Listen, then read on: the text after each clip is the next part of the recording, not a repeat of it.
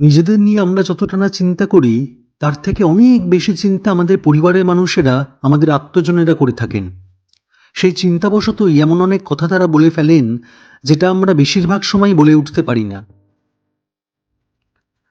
যেমনটা সম্প্রতি ভারতীয় টেস্ট ক্রিকেট দলের প্লেয়ার রবিচন্দ্রন অশ্বিনের বাবা করেছেন অশ্বিনের অবসর নিয়ে।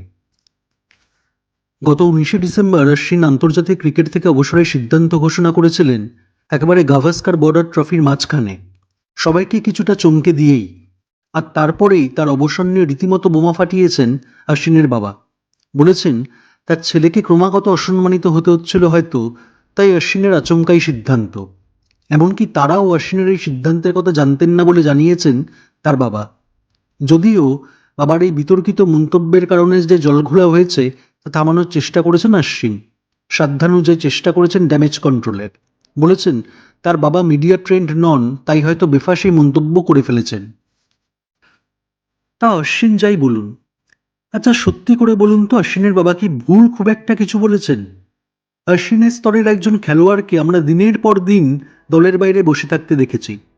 তার জায়গায় দাপিয়ে অন্য অনেক বোলারকে নিয়মিত সুযোগ দেওয়া হয়েছে, যারা প্রত্যাশিত ফল করতে পারেননি।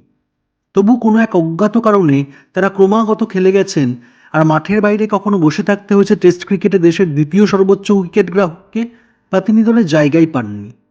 এটা কি অপমান নয়? আসলে অশ্বিন বিরল প্রকৃতির মানুষদের একজন, যারা এখনো বিশ্বাস করেন যে কাজটাই আসল কথা, কাজ নিয়ে শো অফটা নয়। যে সময় সামান্য কিছু করেও হাজার গুণ ফলাও করে বলাটাই একটা রেওয়াজ হয়ে দাঁড়িয়েছে, সেই সময় অশ্বিন সেই সমস্ত মানুষের প্রতিনিধি, যারা কাজটাকেই এখনো তাদের আধার কার্ড, পাসপোর্ট বলে মনে করেন। অন্য কোনো পরিচয় দরকার হয় না তাদের নিজের কাজটুকু ছাড়া। আর তাই যখন কাজটাকেই উপেক্ষা করা হয়, তখন হয়তো নীরবে সরে দাঁড়ান এই সমস্ত মানুষেরা, যেমনটা অশ্বিন সরে দাঁড়িয়েছে। কিন্তু এভাবে উপেক্ষা নিয়ে সরে দাঁড়ানো কি অশ্বিনের প্রাপ্য ছিল?